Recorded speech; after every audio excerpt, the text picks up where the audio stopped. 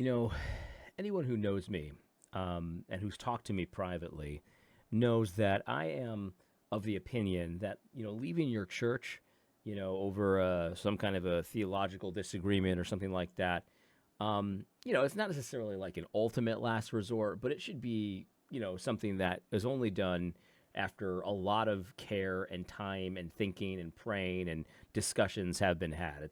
It's sort of like a last resort. And people have come to me privately and they say, "Hey, my church is kind of dabbling in woke stuff. What should I leave it?" And my advice is always the same. It's always like, you really want to really think about that before you do. Obviously, it's not my decision; it's yours. But um, it should be something that's only done after a lot of consideration. That's my standard. That's my MO. That's my general advice. Um, and the reason I preface this video by saying that is because we are at an inflection point. We're at a stage in the culture war where this Sunday is going to tell you just about everything you need to know if your pastor or your church is still on message after what's happened this week. And what I mean by that is not that they have to address the shooting. I'm not saying they have to address it at all. Not that they have to be, giving you a pro, Second Amendment, message, although that would be helpful. And I'm not even saying that they need to have, armed guards at this service or have people packing and carrying or need to address the fact that it's fine to open carry or conceal carry, whatever the case may be in your particular church. I'm not even saying all of that. All that stuff would be nice, but I'm not saying that's necessary. What I am saying is that I hesitate to even call these people pastors, but that's their station, and I respect that. If your pastor is on message in talking about how the Second Amendment did this, we're sacrificing our children at the altar of the NRA, if your pastor is going along with the narrative of how there were 7 victims at the thing and that the perpetrator, the murderer, the tranny was also a victim, if your pastor is going along with the trans people are under attack in our country message, run for the freaking hills. That's it. That's all you need to know. If a man, more likely a female adjacent man, is saying those kinds of things, they have zero ability to read the times right now. Zero.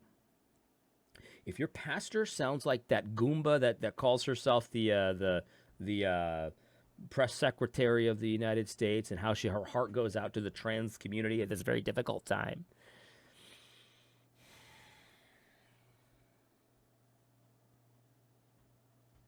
look, I can't tell you what to do, but I think you're a fool if you stay at that church. A fool. And you shouldn't be a fool. Christians should not be foolish in that way. John Harris had a great video about how war is upon us. And if you can't see that at this point, I don't know how I can help you. I really don't.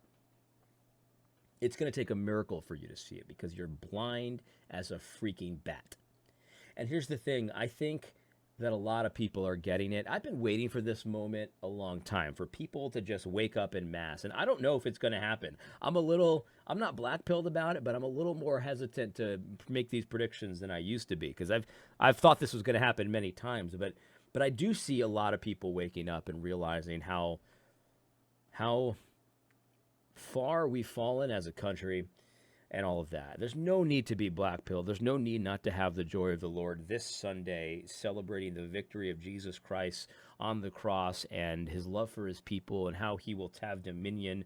I was in Hobby Lobby earlier. I was buying some lacquer for my Star Wars models, and they were playing the hymn "Christ shall have dominion." It's just such a good hymn. Not a lot of people sing that one. I'm not saying don't have joy. I'm not saying be full of fear. I'm not saying be full of anger, because we should be none of those things. But we should be awake.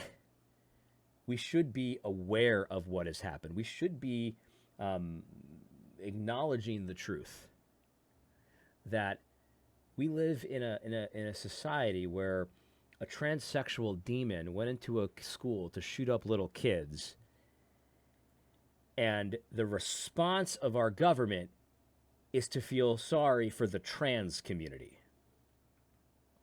If you love the trans community, you will not respect their delusions. You will not give them 1 ounce of respect. You will not budge 1 inch for their insanity. If you love the trans community, you will not placate them, not 1 iota. They're sick in the head. A lot of them are demon possessed, and there is no quarter for their insanity up here. You make no room for them. You don't consider what they think the law should be or what they think that justice is. You don't even consider it because they're insane. They're sick in the head. They're antichrist. That's the bottom line. Doesn't mean you get all angry with them. Doesn't mean you abuse them. Doesn't mean you do anything to them. But now is the time to, as a civil governing authority, to increase the bringing the force of law against their perversions, against their attempts to pervert your children, against all of that kind of thing, because they belong in mental institutions, not at the halls of Congress, not at the table of where things get decided in our country. They belong in a mental institution, is where they belong. And if your pastor is on message this Sunday, if you know what I mean. I don't mean on the biblical message. I mean on the propaganda message. If your pastor is on message this Sunday, get out of that church. Your lives depend on it.